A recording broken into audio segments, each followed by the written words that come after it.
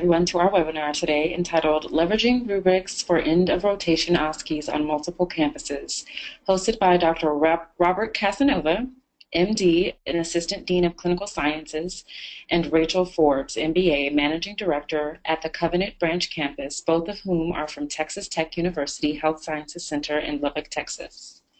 Robert oversees comparability between the Health Sciences Center's 4 clinical teaching sites and turned to ExamSoft Rubrics to ensure a uniform assessment method for end-of-rotation standardized patient encounters. He is currently finishing his Master in Health Professions education at the University of Illinois in Chicago. Rachel has been with Texas Tech University Health Sciences Center for 4 years, serving in a student affairs and curriculum role for 2 of those years. She helped initiate ExamSoft Rubrics in January 2015 and has also helped completely overhaul the grading system of end-of-clerkship OSCEs to provide a comparable view of all students on multiple campuses. Before we begin, I have a few housekeeping items to go over. If you have specific questions, we encourage everyone to type them through the questions feature of the GoToWebinar control panel, which should be located on the right-hand side of your screen at any time. We will have a chance to answer all questions at the conclusion of the webinar. At the conclusion of the webinar, you should have a quick survey pop up, and we encourage everyone to fill the short survey out if at all possible so that we can continue to provide relevant content during all of our presentations. If you're interested in viewing past webinars or registering for an upcoming webinar, you can view an entire list with descriptions at learn.examsoft.com/resources. Today's webinar is being recorded, and all attendees and registrants will receive a follow-up email with a link to the recording in the next couple of days. Please feel free to share it among your peers as you would like. With that, I'm going to turn things over to Robert and Rachel. Thank you so much for attending. Please enjoy this webinar.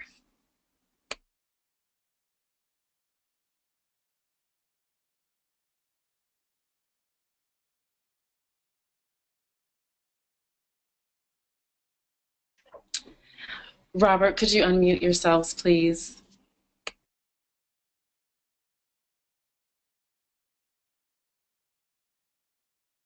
There we go. I'm sorry, we were muted. This is Robert Casanova. Thank you so much for joining us this afternoon. I really appreciate it. Rachel and I are going to share our experience with ExamSoft and mostly with using the rubrics. We have no disclosures, sadly, so if you can think of anything that we can do, that'd be really awesome. But our goals is that by the end of the session, you're going to look at some of our favorite parts of ExamSoft Rubrics, namely the categories, the item analysis, and the strengths and opportunities. And also, Rachel's going to show you how to set up simple rubrics for grading standardized patient encounters. And I do want to emphasize simple because you want to start simple and then sort of start adding things as you get more courage, because it's really sort of a journey to get buy-in from your faculty. Most people are scared, but once they realize just how easy it can be, then they're on board. So you want to start simple and really win those first few people. So I want to start with what our issue was and how I got interested in this. So the main thing is that we do these standardized patient encounters at the end of every single clerkship. So every 8 weeks, we have what we call OSCEs, but they're really just a single standardized patient encounter that occurs on every single campus for all 180 students. And what happened is that as time went by, we realized that we had an issue with comparability. We also, at the end of every year, have 6 encounters for all 180 students that occurs on the same week, and we had issues with trying to get everybody to do the same thing and grade them similarly. And what we were finding is that they were changing scenarios. So Amarillo would change it just a little bit.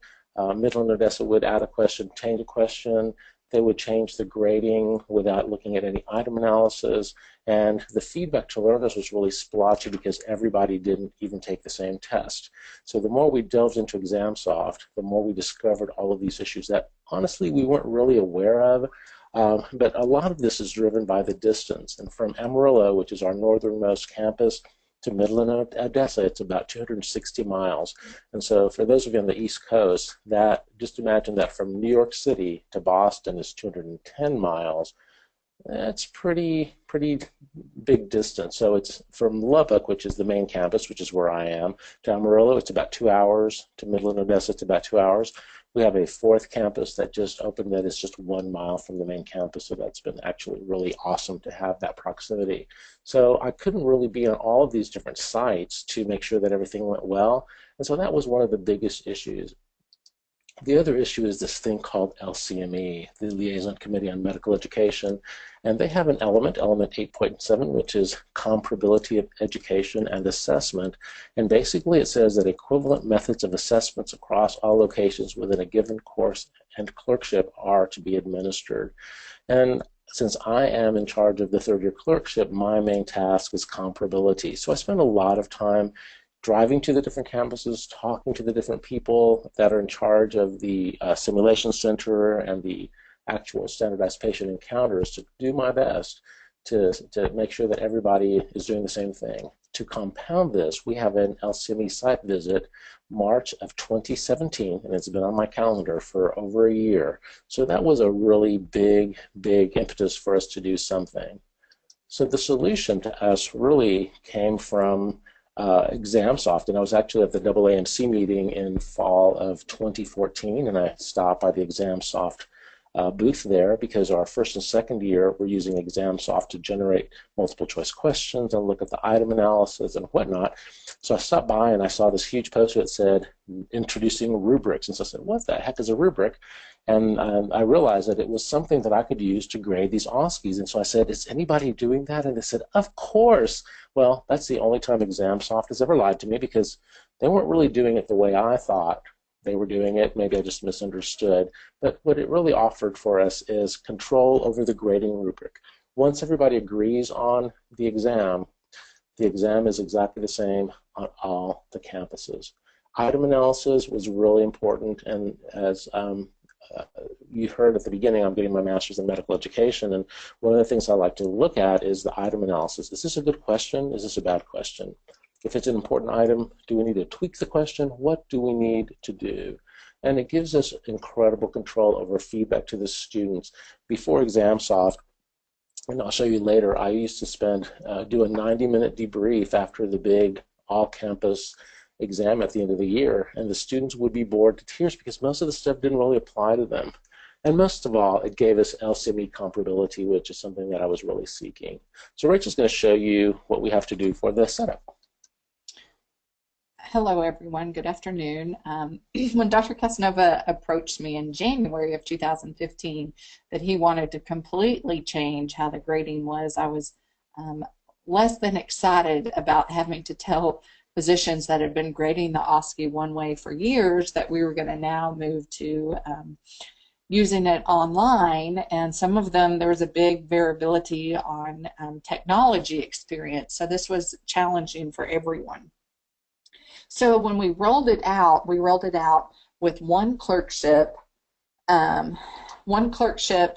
on our Lubbock campus. It was actually our OBGYN clerkship. There were just 11 students. We used one clerkship director. She was able to get familiar with ExamSoft, see how easy the grading was, and she really liked it.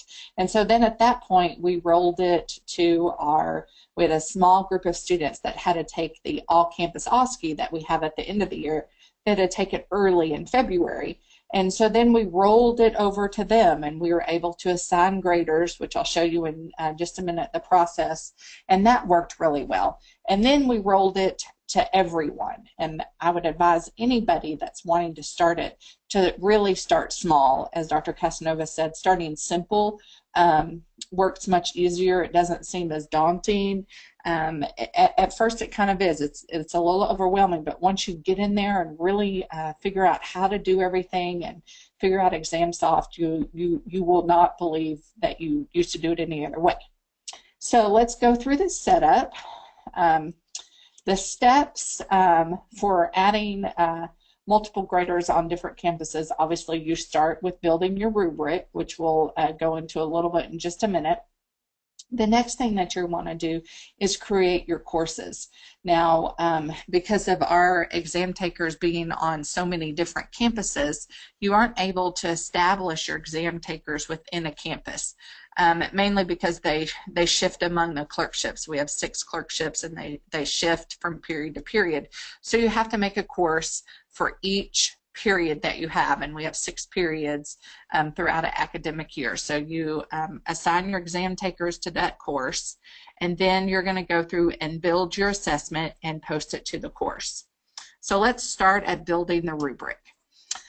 This is just kind of a simple rubric that we did. It just has 5 dimensions. Those are actually also called rows.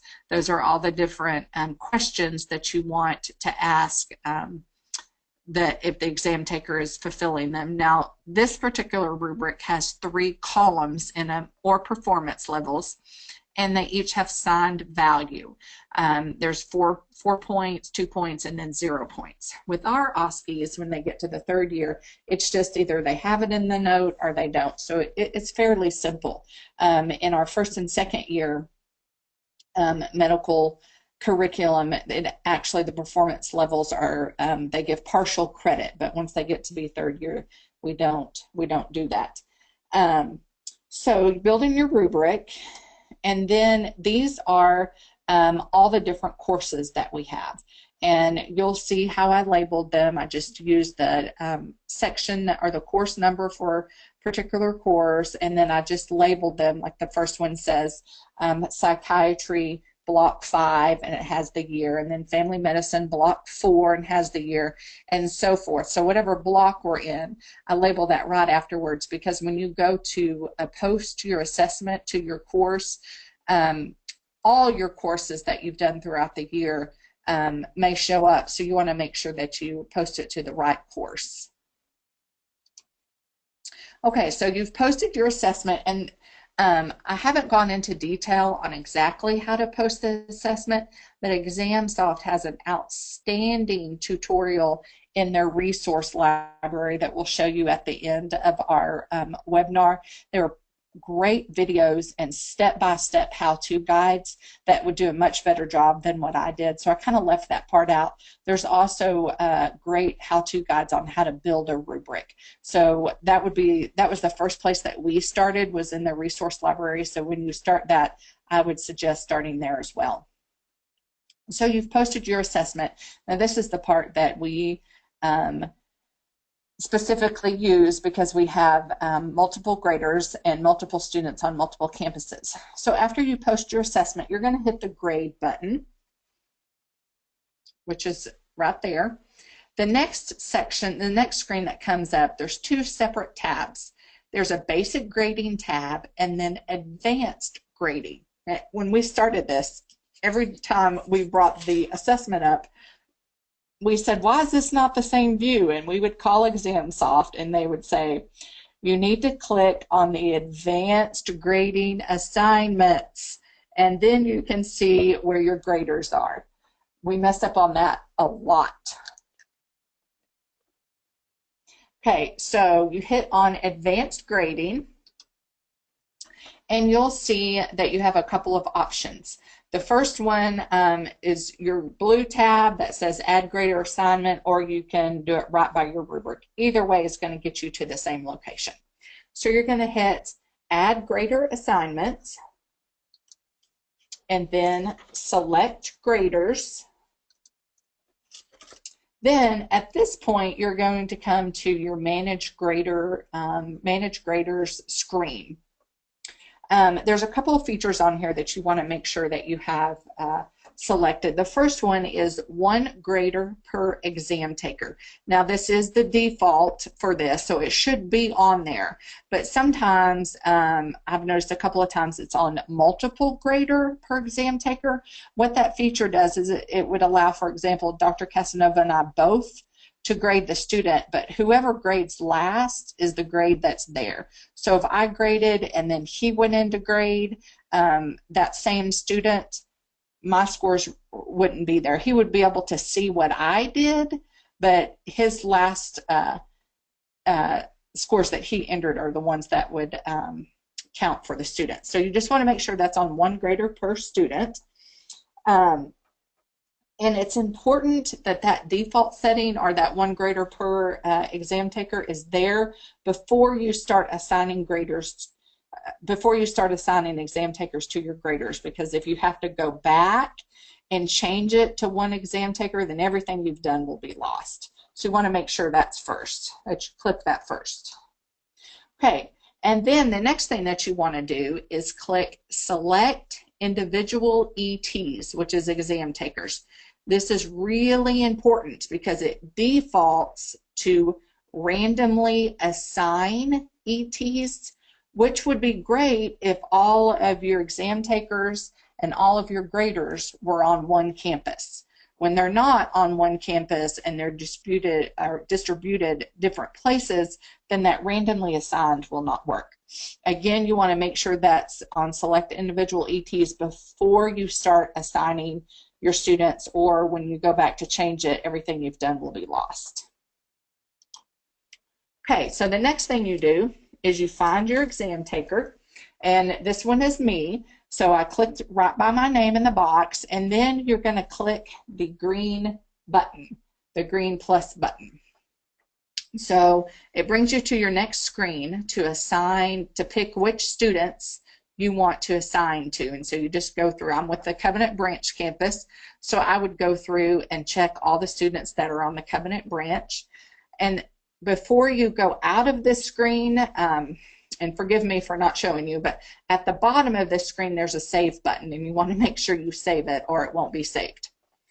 So you hit your save button, and then the next screen is Dr. Casanova. Now for this particular rubric, he and I are the only ones grading. So then you can click Show Only Unassigned Exam Takers. That's kind of a safety net that ExamSoft puts in there, so you are making sure that you're assigning all the students. And if you have some of our clerkships have 21 to 30 students per on all 4 campuses, so that's a lot of students to wade through to see which ones haven't been assigned yet. But if you just click that Show Only Unassigned Exam Takers, it just brings those up. And then also, if you're on the last grader, you can click the box up to the left, and then it will highlight all of those names. And then again, you hit the save button. And another safety net that ExamSoft puts in is this bar at the top, and it shows you when all of the students have been assigned. And it shows it at 100%. So that way it lets you know that every student that's been put in that course has been assigned. And the reason why this is crucial is if you haven't assigned a student to a grader, once grading starts, you can't change anything. You can't go in and assign that student to, I couldn't go in and assign it to Dr. Casanova. Now you can go in and assign him to another grader, but you couldn't assign that student to Dr. Casanova. So it's really important that you're paying attention to these safety nets that ExamSoft puts in for you. The last thing that you're going to need to do on Manage Graders is look at your start and end times. This is important that you have the correct start date, and our start dates we usually do at least a day or two before the actual encounter begins, just so it gives the grader time to go ahead and log in. And in just a minute, Dr. Casanova is going to go over the email that they receive. So that gives them a couple of days notice to know they're about ready to have some grading to do.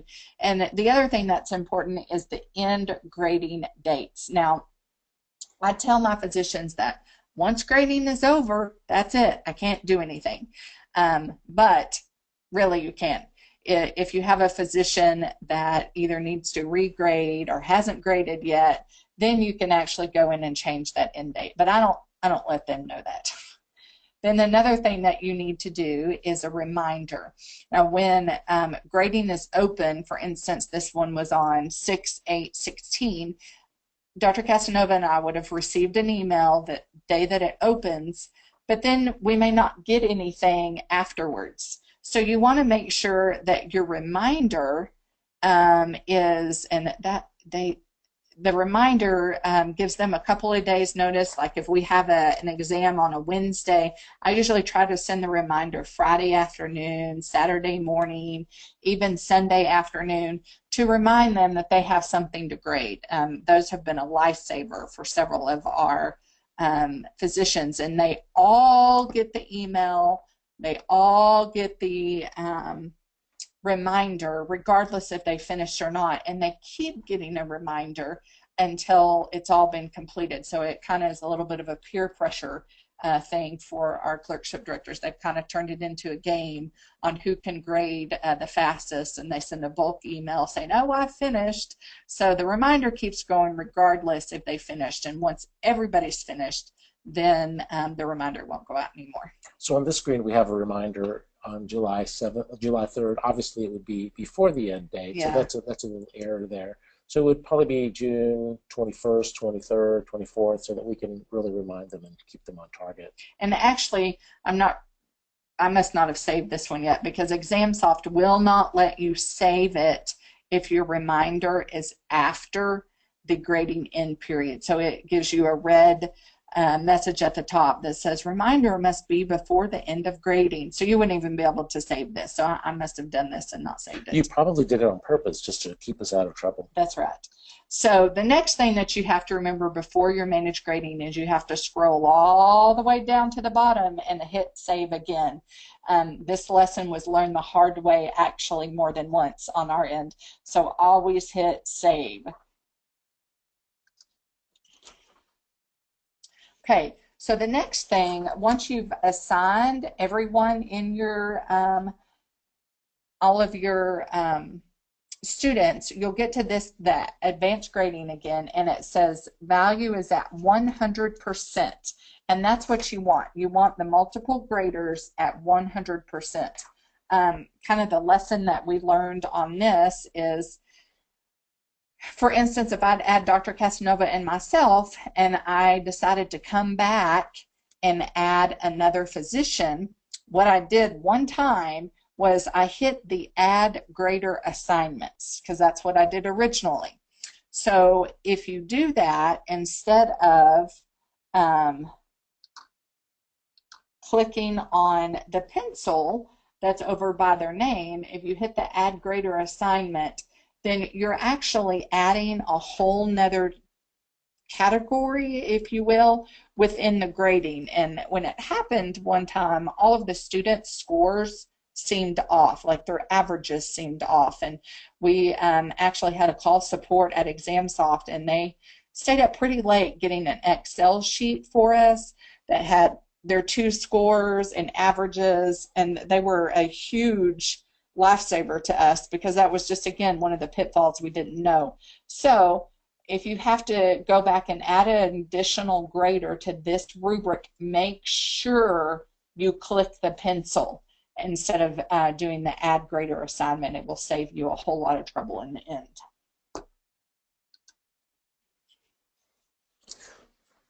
So let's talk about the setup for the graders. This is the part that I took care of because I really would interface with all the clerkship directors, and my job was to develop champions, which is why we started with that one OB-GYN clerkship director on the Department of OB-GYN. She's a really good friend of mine.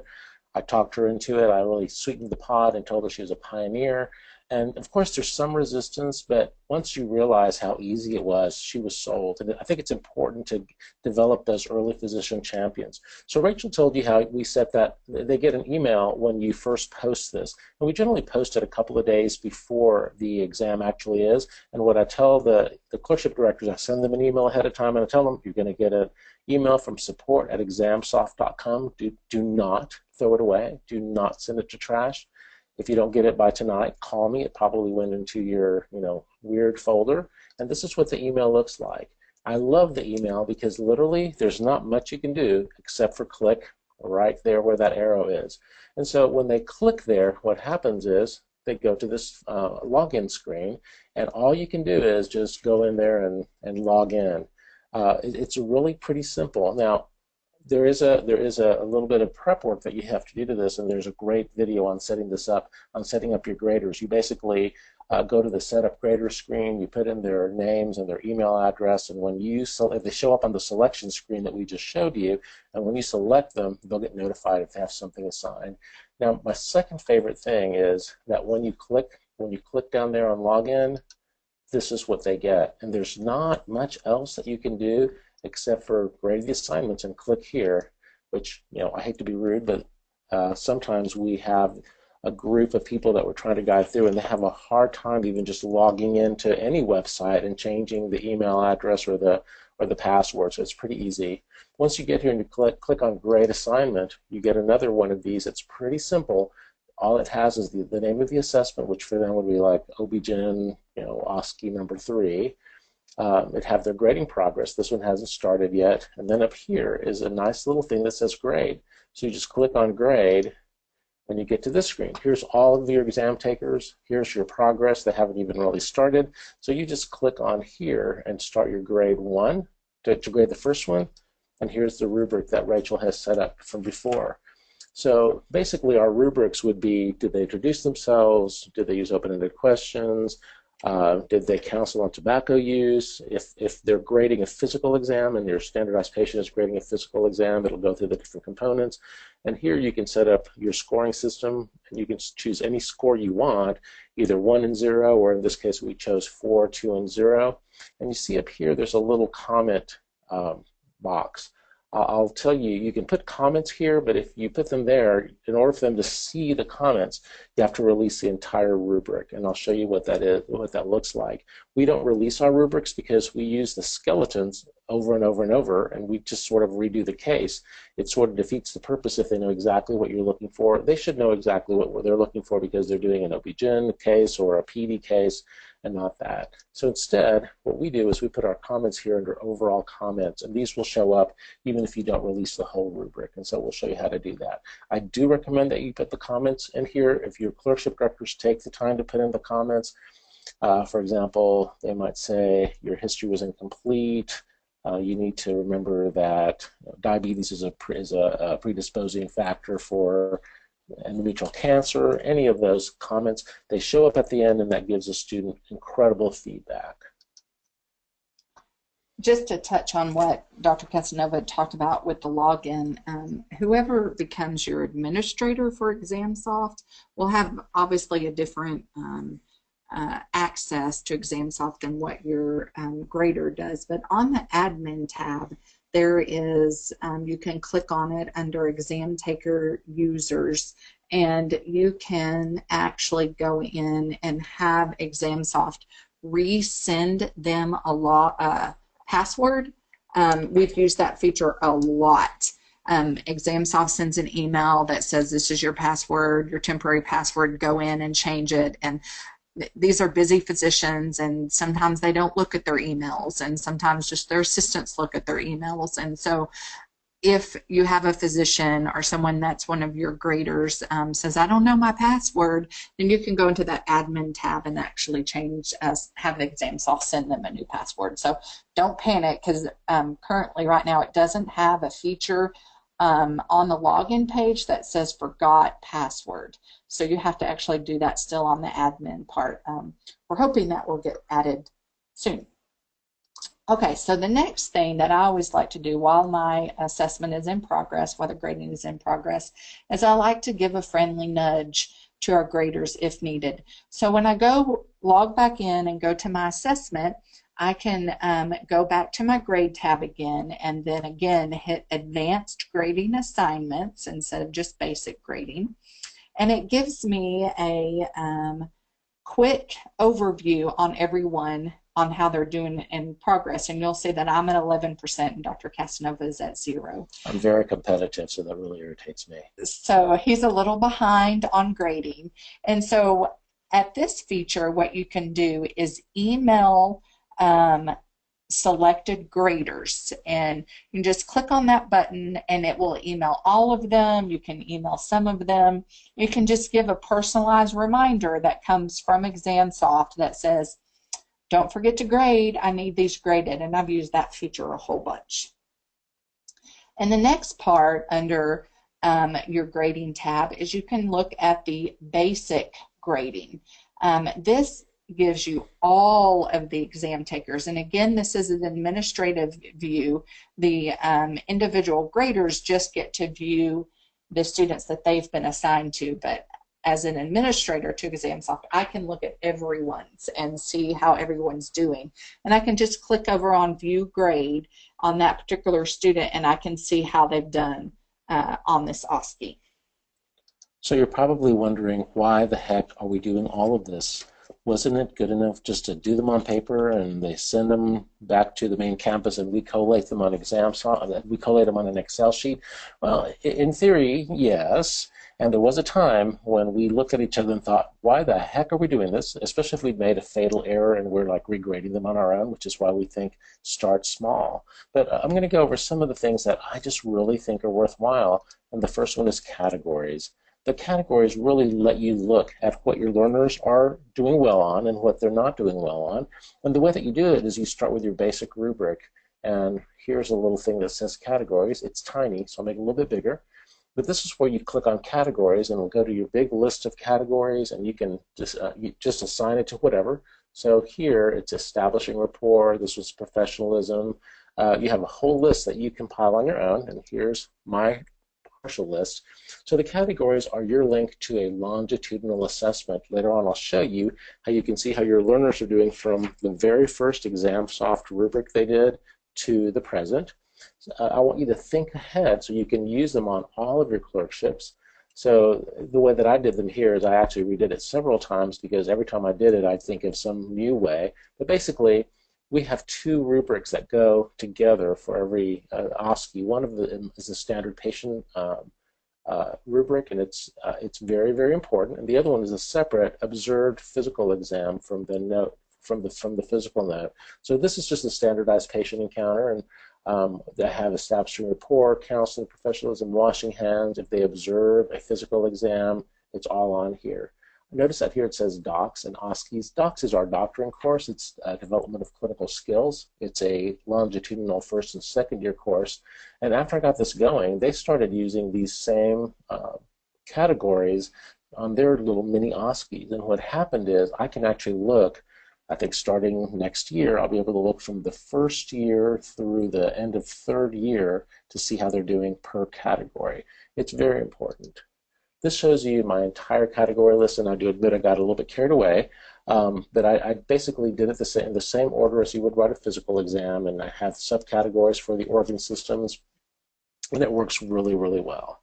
So the next thing we love is the reports. And the reports is really what sets this apart, because I would never be able to generate individualized reports for 180 students 6 times a year, plus then 6 reports per student at the end of the year.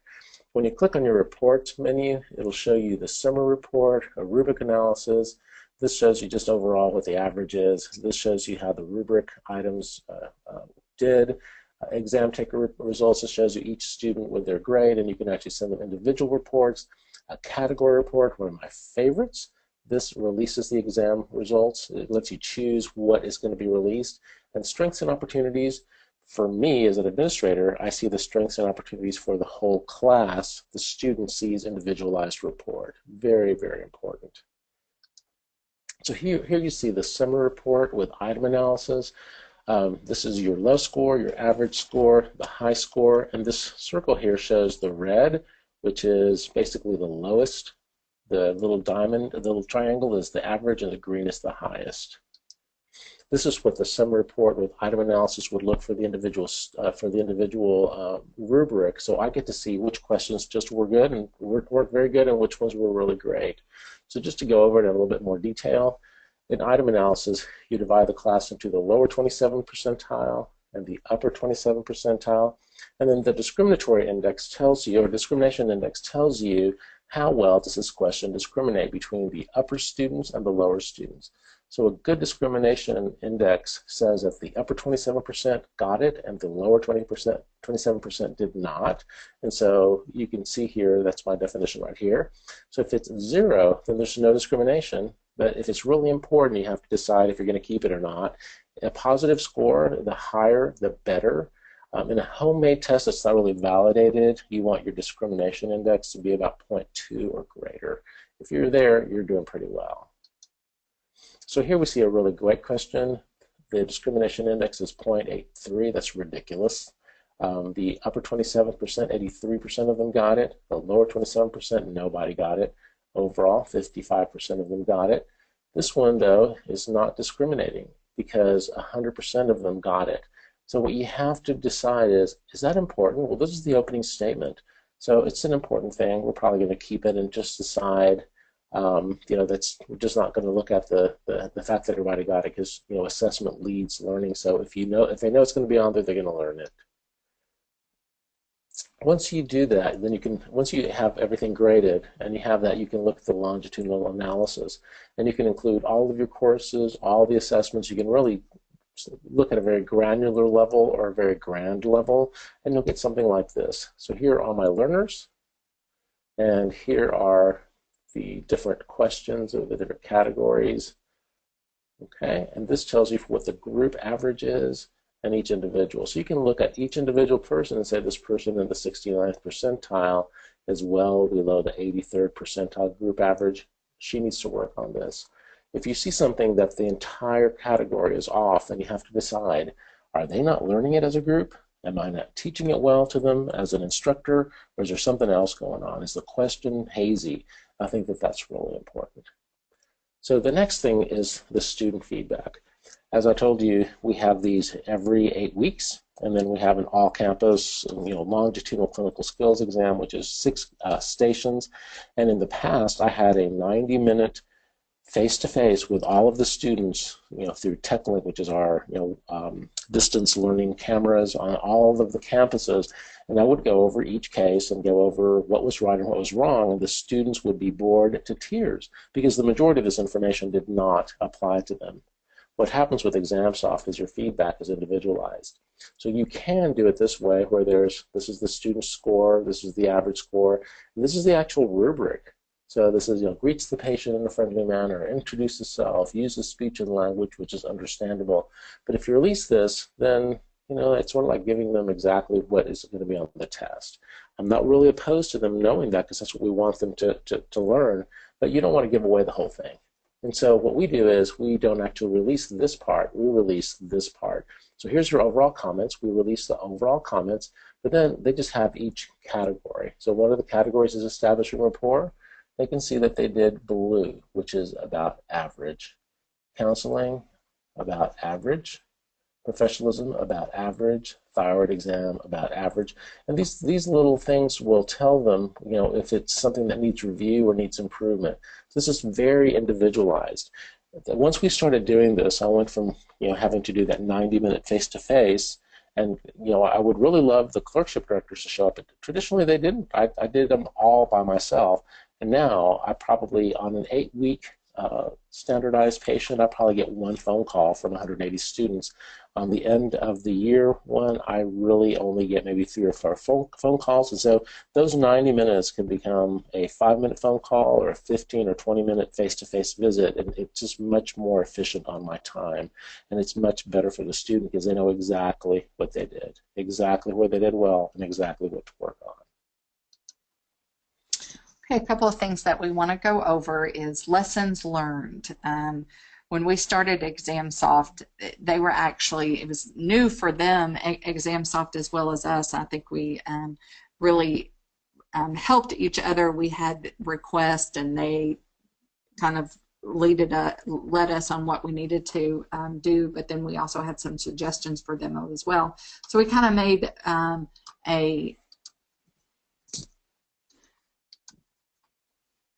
we made a oh no of things we learned along the way. The one thing that I repeatedly kind of messed up on in the beginning is once you've posted an assessment and grading has started, you're kind of stuck. If grading hasn't started yet, you can always delete the assessment, but then you have to go back in and post it and assign all your graders. But that's not horrible. It just takes some extra time. But once grading has started, you're stuck. Whatever you have, you have. And that's not necessarily an ExamSoft issue. Lots of softwares are kind of the same way. But if you want to add a student or delete a student to an assessment, once it's started, that's it. You can't do that. If you want to change any questions within the assessment, again, once grading is started, you can't do anything. And you also can't delete the assessment once it's started. If you decide if one campus has already started grading or one clerkship has already started grading and you thought, oh no, I did that wrong, I need to do something wrong, you can't delete it. ExamSoft won't let you. And you can't change a rubric as well. So that goes on with changing the questions. And then once someone has graded someone, you can't ungrade them. You can regrade them. So if a clerkship director or a grader said, oh, I was looking at the wrong student written note when I graded John Smith, it was really Sue's, what can I do? There's a button that by each exam taker, once you've started grading, that says regrade. And a lot of people are scared because they think it will delete everything, but it won't. That particular student, you can go on Sue's name and you can click regrade and your grading is still there. You can just go in and change your answers to whatever you need to. So don't be afraid to really play around with that. ExamSoft is really good at putting programming in there that won't really let you mess much up. If it can be messed up, we already did it. I think that the ExamSoft Help Desk knows us by name. So some of the things that make life easier, and because sometimes in the middle of all this, we look at each other and go, why are we doing this? Paper sounds pretty good. But the things that keep us going are on this table. The ability to adjust your exam takers' points, you can do it individually if you just say, you know, we're going to get rid of that one question, or you can do it as a group if you're going to curve. You can change graders. So if in the middle of something, somebody has to leave town all of a sudden, or they just don't get done with their grading, you can change graders. It's not a slam dunk, and so we really discourage that. The other thing to remember is some of our graders just share the password. There's nothing secure on here that, you know, Rachel's going to go and look at my information. Basically, when they log in, all they see is the grade assessment, and they click and they grade. So if there's 3 pediatricians who want to sort of take turns grading, then the 3 pediatricians just share their codes, or they'll share it with their coordinators, who sometimes will answer the standardized patient things. Emailing the exam takers and really releasing their individual strengths and opportunities is incredible. You basically have a list of them. You can click all or individual, and then you can send their individual strengths and opportunities, and you can do it to where you're releasing the rubric or you're not releasing the rubric, and it has a lot of different options. We have opted for not releasing the rubric but releasing the general overall comments, and that has really worked incredibly for us. Of course, we couldn't do this without reminders, because sometimes we just need our little friendly reminder. And then releasing scores to campuses used to take us a really long time, and now we feel like we can do it in just a few minutes. One of the features that I use a lot, and actually I've gotten pretty good at it, is changing the graders.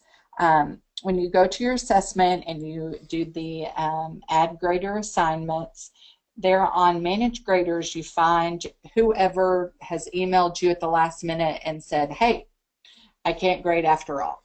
So you go to your name, and again, you click on the pencil, and this screen pops up to change grader. Now this feature was added probably a month or so after we started using ExamSoft, and it's a feature that we love. You're going to select a grader. Now, the only issue with doing this is that, say for instance, Dr. Casanova has decided that he wants to grade all of the students, even the ones that have been assigned to me.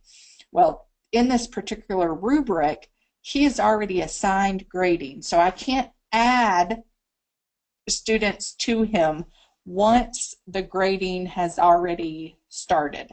So because he's already on the grading rubric, but I can add another grader, say his assistant Shay is going to grade 2. Well, she's not in the rubric graders that I've already assigned graders to, so I can reassign to her, but I can't assign to Dr. Casanova. Unfortunately, as I said back in the OSCEs, that you can't add students once a grader's already started. But the grade change grader has been a lifesaver for us. Speaking of other lifesavers, the features that really have made this worthwhile are really just the support that is built into ExamSoft. There are a lot of videos that will take you step by step on how to make a rubric, how to add graders, all of those sorts of things.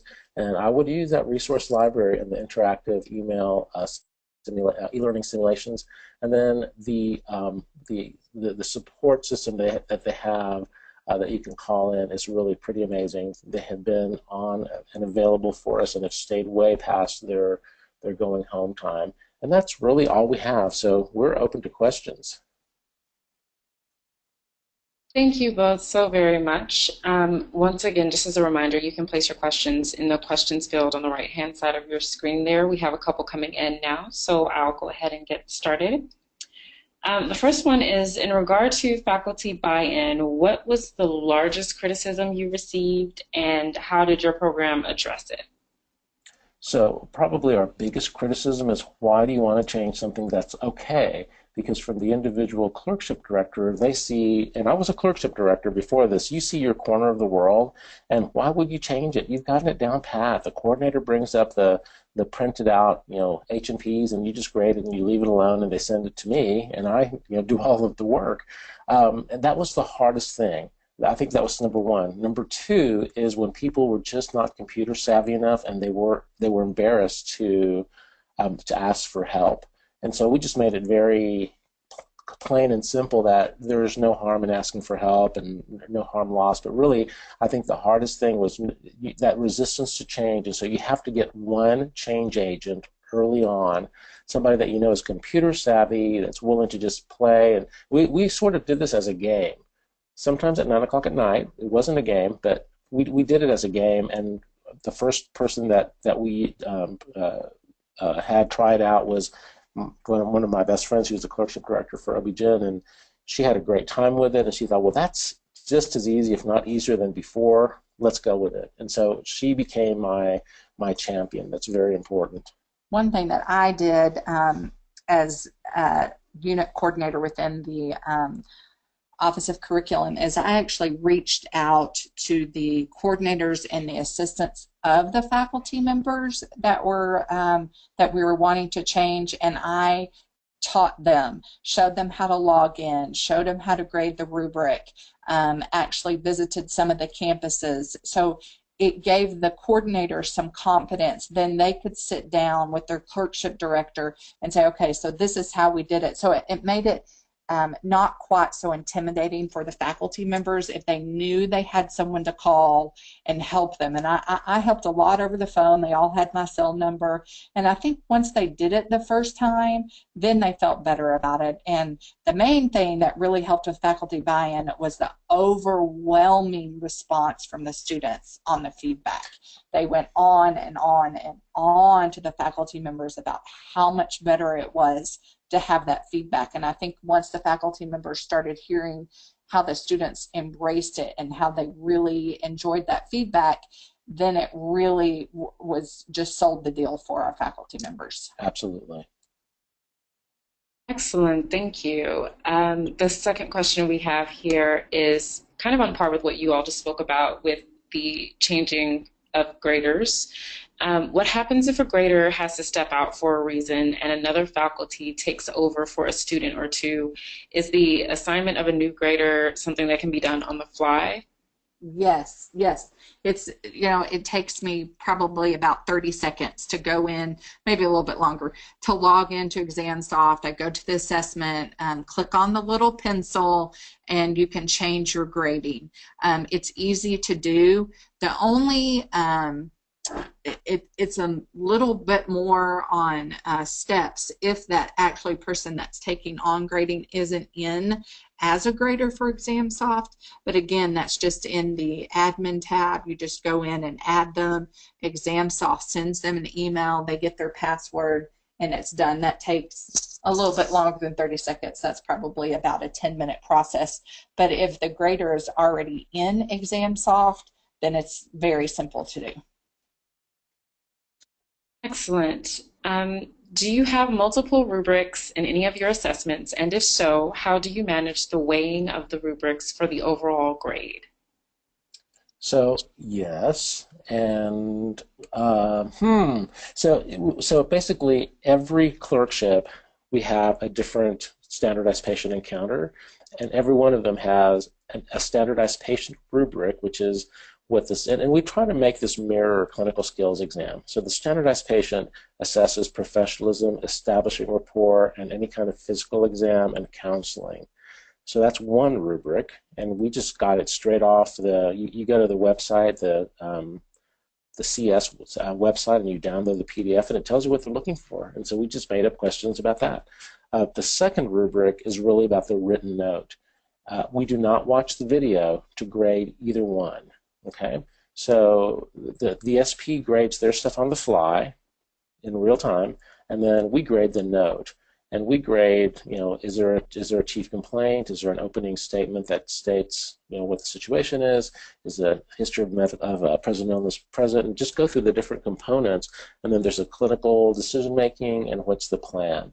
So we go through all of those, and every one of those, every OSCE has those two components, and we put them together into an assessment.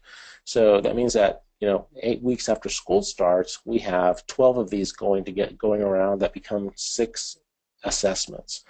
The next 8 weeks, we have a whole new set of them. The next 8 weeks, we have a whole new set of them. And then at the end of the year, we have 6 stations. So there's 6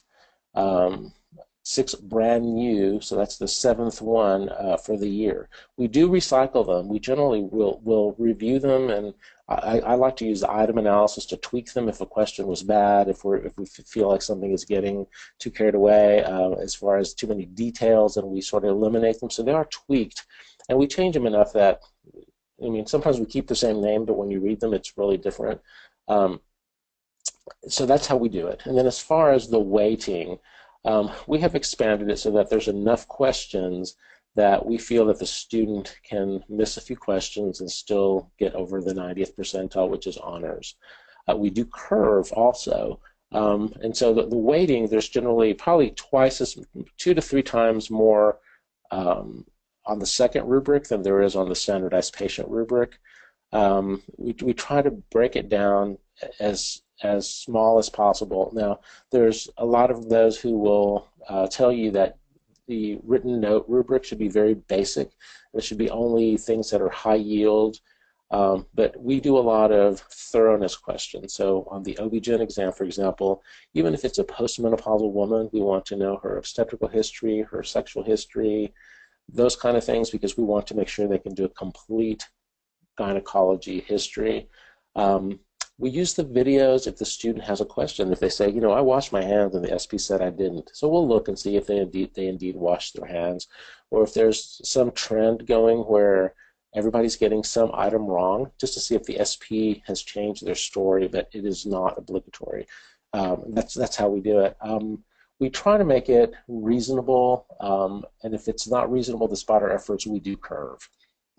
When I am posting the assessment, as far as the weighting goes, I take how many questions we have in the first rubric and how many questions we have in the second rubric, and I get a number anywhere from 40 to 50, and then I just divide them, and usually it's a pretty even split. Usually it's about 20% for the standardized patient and about 80% for the written note, whatever the combination is to get to 100.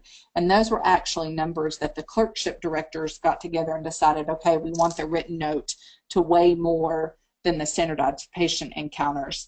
In internal medicine, they actually have 4 rubrics within their assessment, and they just went through and decided, okay, these 2 components are worth 25%, the standardized patient is worth 10%, and then the remaining is for the written note. So there's a couple of different ways that you can do it. It's either up to whoever is giving the exam, or you can go through like I do and just add them all up and divide and split it that way. Excellent, thank you. We have one final question as we're running low on time here. And it is, are the graders marking the rubrics on site during the OSCE, or is it happening after the test? And how are they basing their grades? So are they doing it with notes, or are they using an iPad or a PC? So it varies. The standardized patients grade, so the student comes in and spends 15 minutes, they step out. The standardized patient they actually grade on paper or on the computer in the simulation center. They don't grade directly onto ExamSoft, and it's because we have to have, for our institution, valid at ttuhsc.edu emails, and our standardized patients do not, and they also change out a lot, so we have no way to make sure that that room is always the same thing, but they grade in real time. The faculty does not grade in real time. They grade based on the documentation, and this is based on the premise that the student needs to write a complete note that somebody who sees the patient later on that day or later in the week can figure out what's going on. Also, if you didn't write it, it didn't happen. So I don't care if they did a chest exam. If they didn't write it down, it didn't happen. And so they actually grade. Some people actually do go to the simulation center, and as soon as the student finishes that note, we can send them a PDF or print a PDF, and that's what they're grading off of. But they're not grading from direct observation. The faculty does not use direct observation because they're grading the written note. Excellent. Thank you so much. If you all should have any other questions, feel free to email me at cterry@examsoft.com, and I will make sure that the questions are passed along and answered as well. Again, this webinar has been recorded, and you will receive an email with a link to the recording in the next couple of days, so please be on the lookout for that. And once again, when you close out of the webinar, you'll receive a survey that we really appreciate if you filled out so that we can continue to provide relevant content for you all throughout the remainder of the year. Thank you so much for joining us, and we'll see you on the next webinar. Thank you so much for inviting us. Thank you.